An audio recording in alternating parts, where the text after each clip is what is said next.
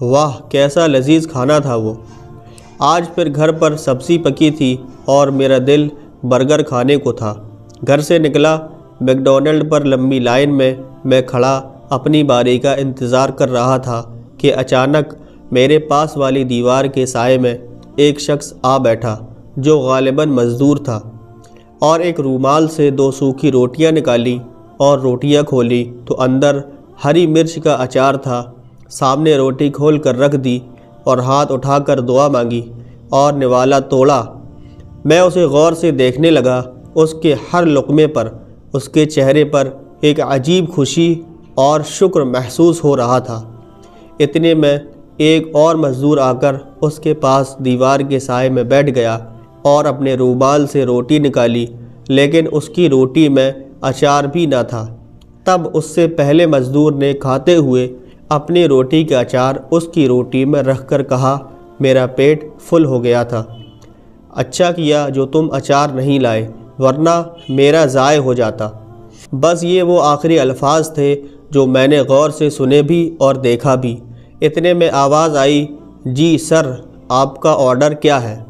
میں نے make Donald کے اسٹاف کی طرف دیکھا تو میری آنکھوں سے آنسو نکل رہے تھے اور منہ میں ایک لفظ بھی نہ تھا۔ بس اتنا کہا کہ مجھے برگر نہیں پسند، اور کھڑکی چھوڑ کر ان مزدوروں کے پاس جا کر رک گیا۔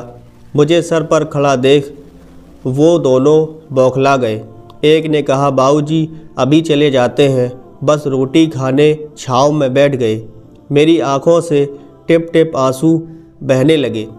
میں نے ان کے پاس گھٹنوں کے بل بیٹھ کر کہا، اپنی روٹی سے ایک نوالا دو گے؟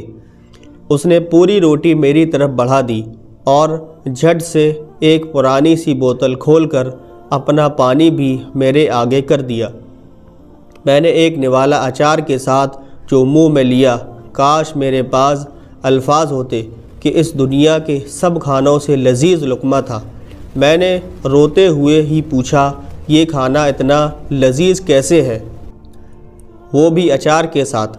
مزدور نے کہا، باؤ جی حلال کمانے کی کوشش کرتے ہیں، شاید تبھی مزہ آتا ہے روکھی سوکھی کھانے کا بھی۔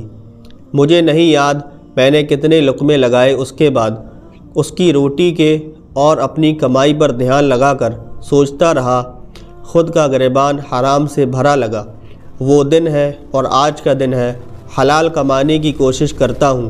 جو دل کو سکون حلال روزی میں ملا ہے وہ کسی میں نہیں ملا۔ میرا اللہ بھی راضی۔ اور ہاں، مجھے اب برگر نہیں پسند، سادہ روٹی کھاتا ہوں جو بہت لذیذ ہوتی ہے۔ رب کی رضا میں نہ جانے کیسی لذت ہے۔ شکر ہے میرے مالک کا۔